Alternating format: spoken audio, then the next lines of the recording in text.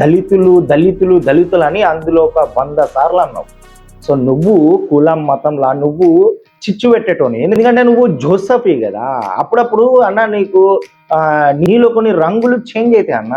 అది నువ్వు పాపం నీకు ఉండదో తెలియదు, కానీ అప్పుడే నువ్వు జోసఫ్గా మారుతావు, అప్పుడే నువ్వు రావణ్గా మారుతావు.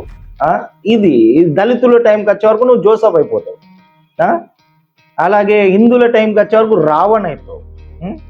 ఇక నువ్వు ప్రశ్నమని అనుకుంటున్నావు, కానీ అది శుద్ధ దండిగా ఏడు. Just understand.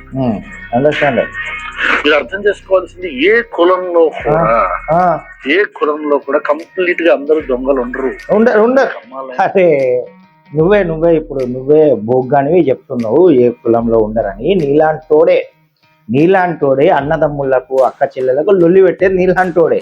ఆడ జరిగింది ఒకటి ఉంటది, దాంట్లో నువ్వు కులాన్ని మతాన్ని పొలిటికల్ని పవన్ కళ్యాణ్ని తెచ్చేదాకా నీకు మనసులో వాడది. బోకు